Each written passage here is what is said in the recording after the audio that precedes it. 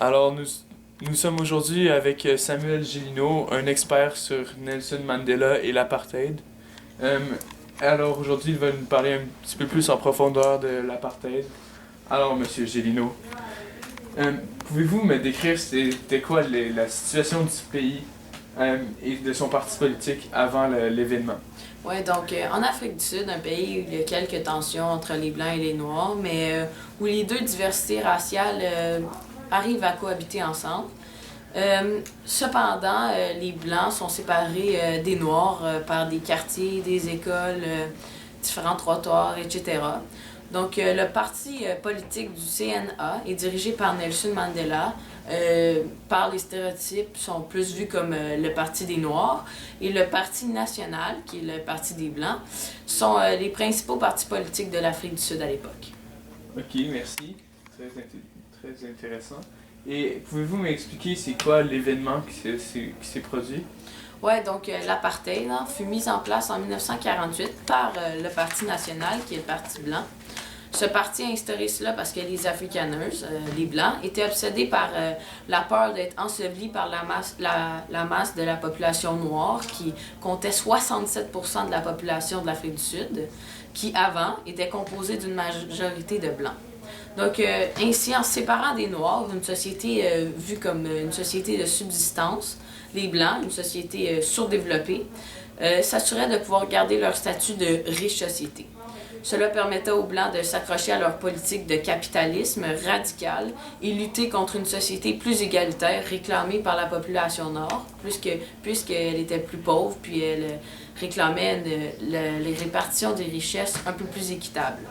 Donc, l'apartheid finit par représenter l'angoisse et le complexe d'une population blanche largement minoritaire, accrochée à une vision de l'histoire qui n'était plus valide depuis la Seconde Guerre mondiale. Merci. Alors maintenant, pouvez-vous me décrire les événements historiques qui se sont passés pendant ce conflit? Ouais, donc c'est en 6 grandes dates, si l'on veut. Donc, premièrement, en 1948, le Parti national a gagné les élections et il met donc en place la politique de l'apartheid, selon laquelle les différentes races ne peuvent pas cohabiter ensemble dans l'égalité. Cette politique restreint grandement l'égalité et la liberté du peuple majoritaire noir. Donc là, c'était le début de l'apartheid. Puis, en 1952, il y a la formation d'une loi sur les laissez-passer, faisant que les Noirs ayant plus de 16 ans devaient avoir sur eux un laissez-passer qui mentionnait s'ils pouvaient être dans certains quartiers blancs au-delà des heures de travail. Donc, ça restreignait grandement leur liberté. Troisièmement, en 1963, 2 ans après le début de la lutte armée de l'ANC, Nelson Mandela est condamné à une peine de perpétuité pour terrorisme et puis enfermé avec d'autres chefs de l'ANC. Donc, il va purger une peine de 26 ans, donc c'est assez grave. En 1986, l'état d'urgence est déclaré dans le pays. Les deux clans entrent en guerre civile, donc il y a des chaudes luttes qui se dirigent entre les deux parties. Puis après, il y a l'abolition des lois symboliques de l'apartheid, comme le laissez-passer que je vous ai mentionné plus tôt. En 1990, l'ANC, le Parti communiste et tous les mouvements noirs sont légalisés. Nelson Mandela est finalement libéré après 27 ans de captivité.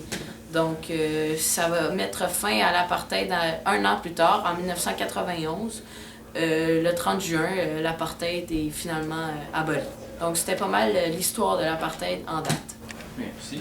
Alors, Monsieur Samuel Gélineau, pouvez-vous me donner une description détaillée de Nelson Mandela? Ouais, donc Nelson Mandela est né le 18 juillet 1918 à Mvezo.